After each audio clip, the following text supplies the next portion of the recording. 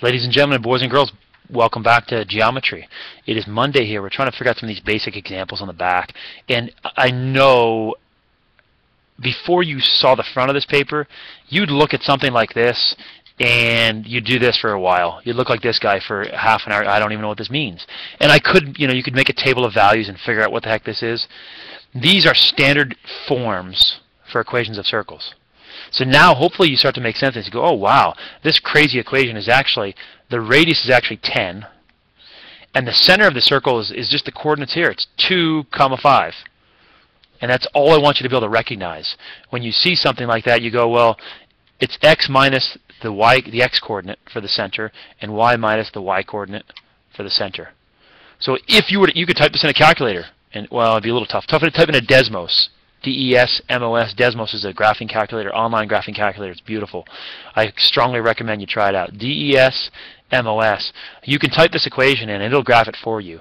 It'll show you it's a radius, and it's a circle, pretty big circle, with a radius of 10 and a center at 2, 5. So, you should be able to go through and try each one of these. Now that you see the answer for the first one, it might modify or change your answer for the other one. Again, this number here, that's the radius squared. So the radius would be 9. And these represent the coordinates for the center. Again, the signs switch around because there's a minus already in the formula, already in the equation, because of the distance formula. So this would be 1, negative 2, which is a little weird to think about. I mean, not super weird, but, just the one thing to be careful of. Taking the square root and then realizing these signs are actually opposites. And some people go, well, why is that sign the opposite? It all is because of that distance formula and how you find distance. So here's the next one, which is very similar to the one I gave you. The x squared plus y squared equals 25. Almost the exact same thing. You'll notice there's no number here.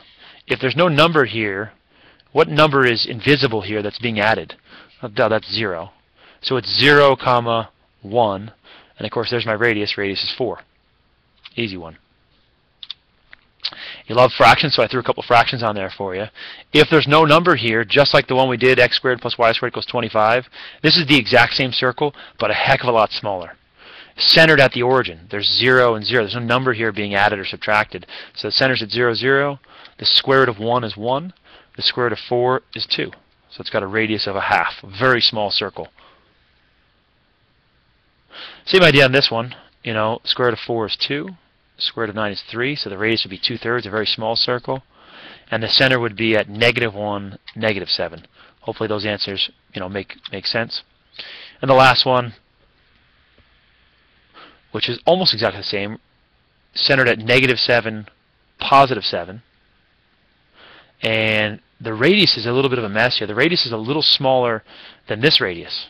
So it's probably like 3.9 something, something, something. We don't know how big that is exactly. We'll just call it square root of 15 and leave it like that. It's a little rad symbol if that's hard to see on your screen there. So the radius is just rad 15. Like we said, it'd be 3.9. I would not make you graph one like this, but I will expect you to graph any of these with simple integer or simple fractional radius on there, mainly your integer radii on there, which is kind of what the next ones are getting you towards. This is, I give you a graph, and you write the equation. So you got 1, 2, 3, 4, 5 circles on your paper. One of them, I guess, is going to come up here in a second. Yeah, there it is. See if you can write an equation for each one of these. It is exactly the same as this, except you're working the other way around. On the graph, you can read the radius, and you can find the center. Take those numbers now and plug them into this equation, or if you really want to do it the correct way, plug the radius over here and square it. Plug the two coordinates for the center into here. Maybe these questions are easier than that last set. They should be. So I think I started with this one up here. The first thing you do is look and see how big it is. Well, the diameter appears to be 2, which means the radius is 1. And that's a nice number to square. 1 squared is just 1. And you identify the center of that using coordinates. So 1, 2, 3, 4, 5. 1, 2, 3. So 5, 3. Is that the first one I did? Oh, and also these dots came up out of nowhere. Those dots are ones you should try to identify on your paper. Certainly don't copy them off of here. I won't ever give them to you. That's where you'll just identify your center, so it's easier to see your radius. The way I did it a second ago, I just looked at the diameter and cut that in half. So I just counted straight across. 1, 2, 3, 4. Radius for this one is 2. You see the dot on there, it makes it a little easier to count that small unit on there. So this one looks like it's at -2, +2. I threw a couple of these up here.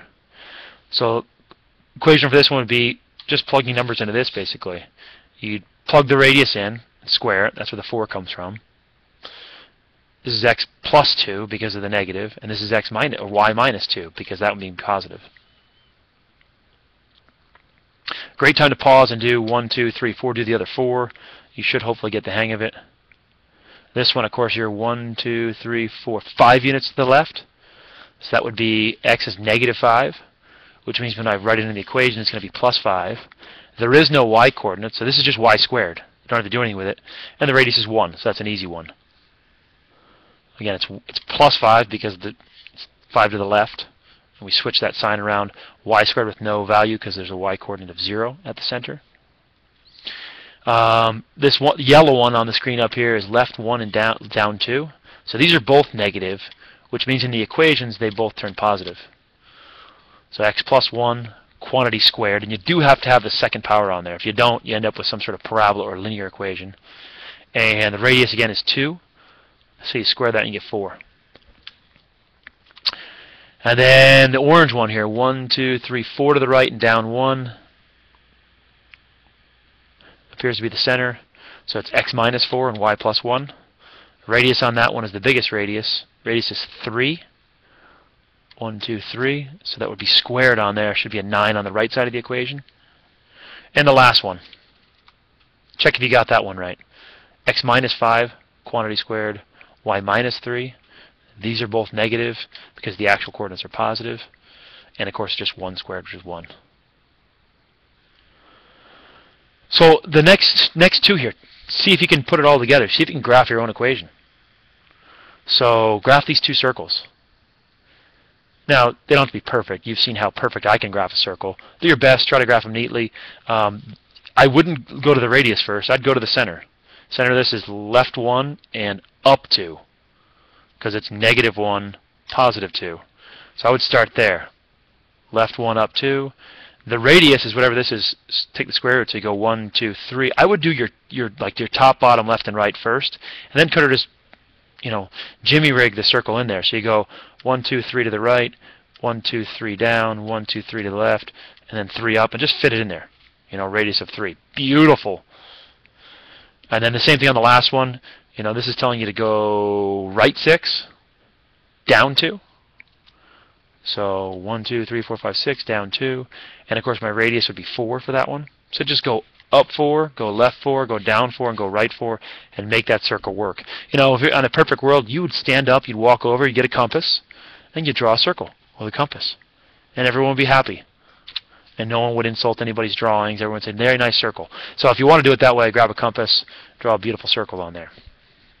All right, I'm going to pause it here for the last 3 questions on there because this thing's almost filled up with time on here. Sorry to make this thing so long with 4 parts for those of you who are doing all of them. But I'll be back in a minute here for these last ones. Try them if you think you know how to do them, and then just tune in for the answers if you want.